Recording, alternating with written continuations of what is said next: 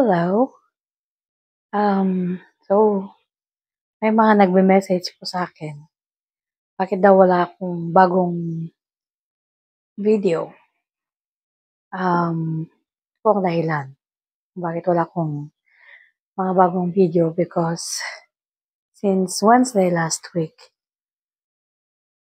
hindi na po ako makalakad na walang walker o kaya ang aking cane.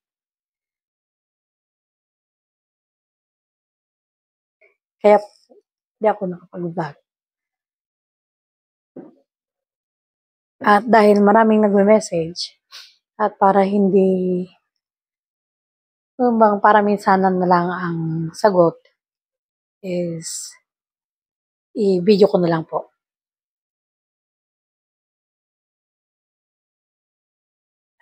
So, I'm going to sit.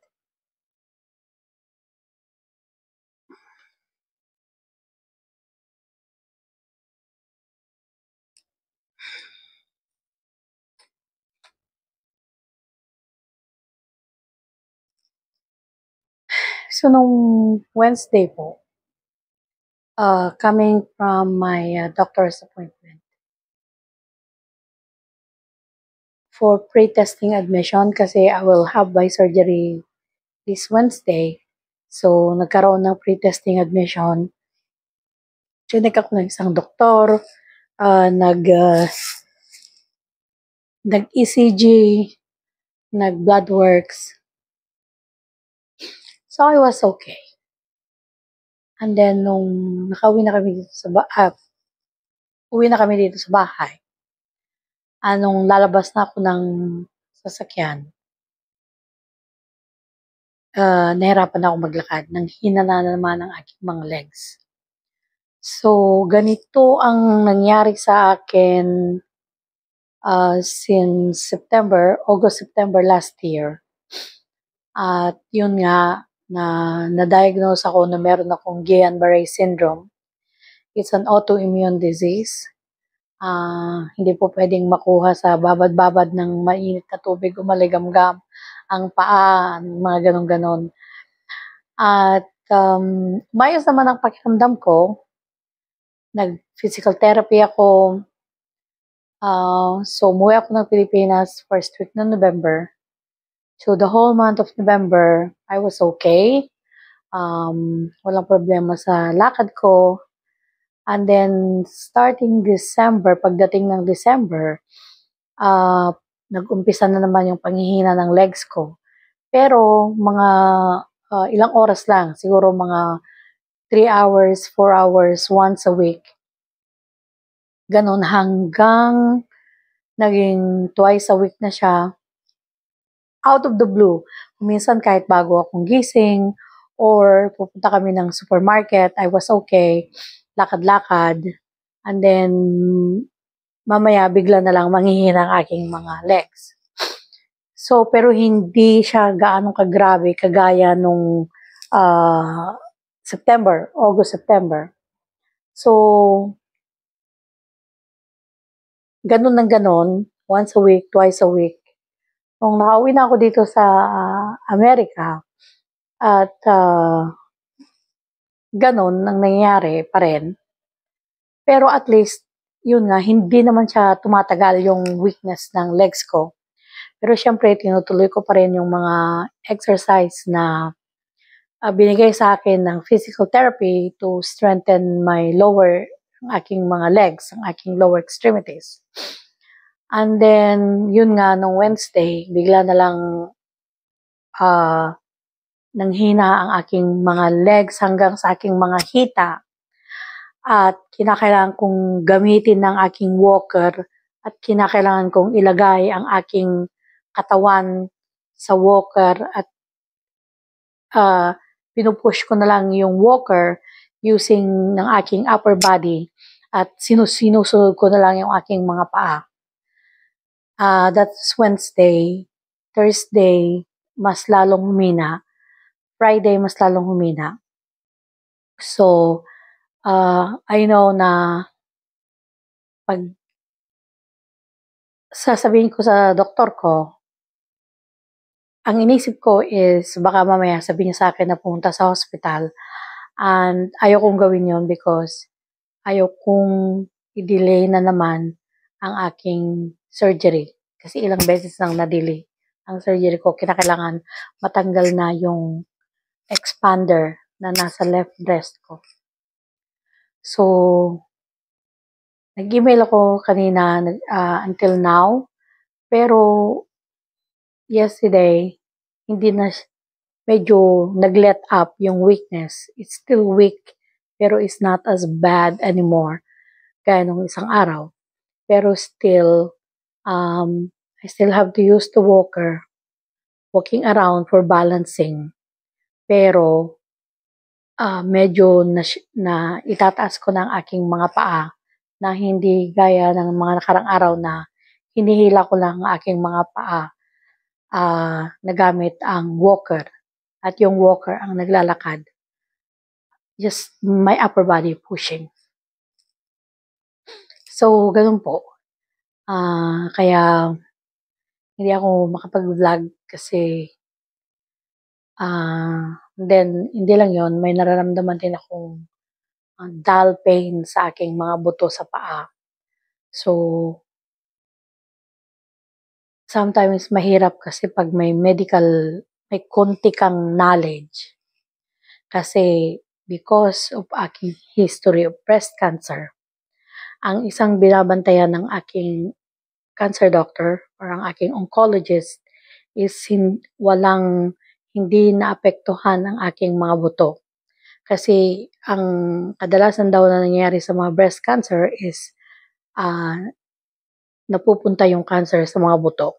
Kaya every time na pinupuntahan ko ang aking cancer doctor, lagi niyang tinatanong sa akin na hindi ba sumasakit ang iyong mga buto. Lagi niyang tinatanong yan. And so far, hindi naman sumasakit until ito lang mga nakarang araw na nararamdaman ko na sumasakit ang aking mga buto, hindi muscles, sa aking paa, sa aking legs, mga buto, not muscles. Kaya parang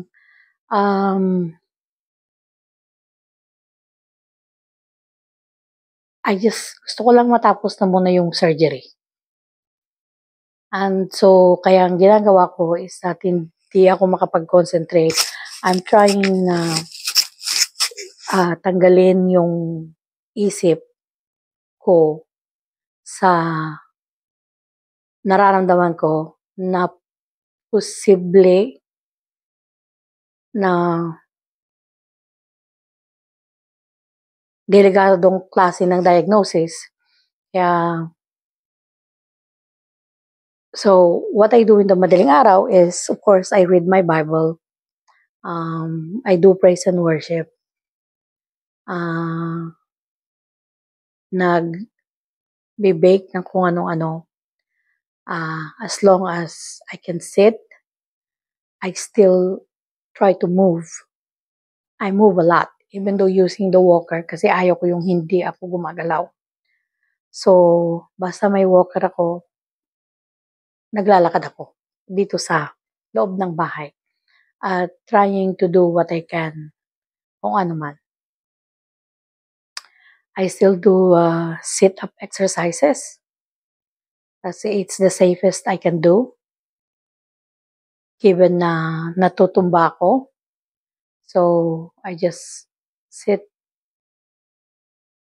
up and down. Ganun pong ginagawa ko. Yun.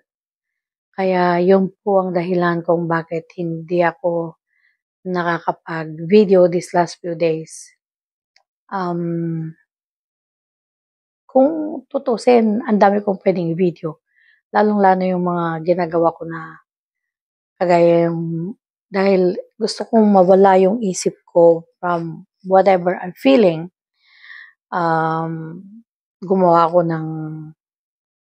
ko ng tinapay na may halong kalabasa, mga ganon, anything. I'm doing a lot of stuff sa kusina, like cooking. Yun. Kasi nga, maliit lang yung kusina ko. So, I can move around holding, kung hindi ko suot ang kung hindi ko ginagamit ang aking walker, nakahawak ako sa mga what do you call this, mga walls, mga cabinet, mga cupboards, counter, mga table, yan, nakahawak-hawak lang ako. Kaya maganda yung nasa like small space ako na pwede akong makahawak anywhere kung hindi ko dala ang aking walker. Pero again, like I said, I try to move as much as I can. Kaya ito po ngayon ang nangyayari sa akin. In-email ko ang aking neurologist, ang aking physician, at usually sumasagot sila yung end of day.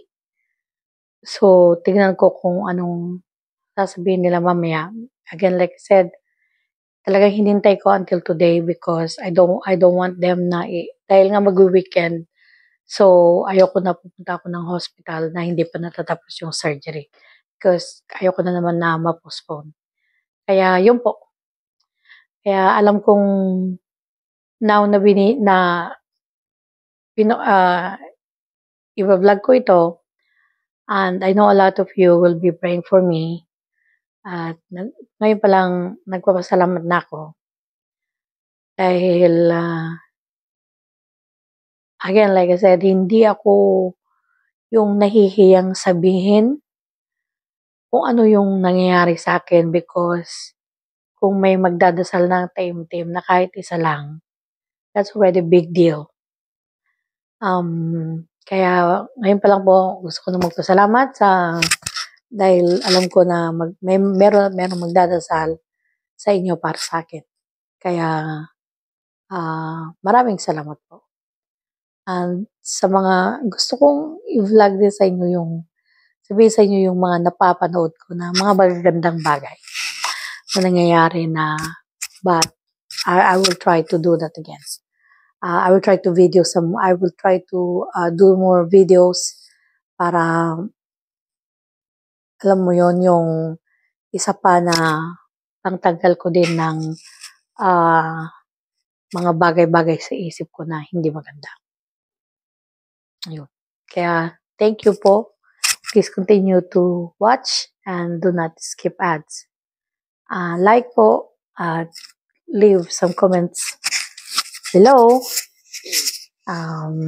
Actually, maraming mga comments from my last videos na actually hindi pa ako nagbabasa. Pero I hope na I'll feel better soon. At I will go back and read kung yung mga past mga comments niyo. Kaya maraming salamat.